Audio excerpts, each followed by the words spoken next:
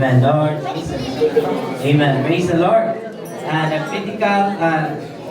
critical role of our student and bearing remaining fruit from the campus.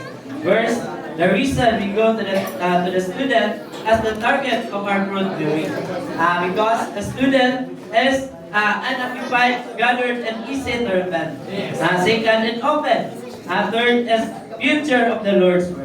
Lord Jesus, the target of fruit bearing is Lord Jesus, the student on the campus, brothers and sisters, because unoccupied and gathered and easy to repent and open to receive and to absorb the word of God, to the gospel, Lord Jesus, amen. And the young people, Lord Jesus, ang mga batanon ay for the future, Lord Jesus, sa buhat sa Ginoo mga igsoon. Kaya ikaduhang butang, Lord Jesus, our student, being the best one to contact the target mga igsoon.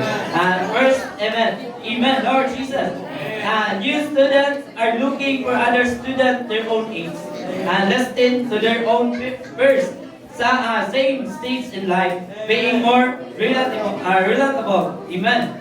Third, our need to perfect our student and effectively reach the target. First, feeding our own and helping them to grow mga igsoon. Amen. Hallelujah. Ato na yung kikinahanglan aron sa pag-hingpit sa mga estudyante asa ang epektibo nga paagi mga igsoon aron makabot nato ang tatong tumong mo ang pagpakaon nila mga igsoon o pagtabang nila nga motubo diya sa kinabuhi mga igsoon. Yun sila opening their mouth o mubukas sa baba labi na sa pag-preach ngadto sa uban mga igsoon. Then sila being group with their companions.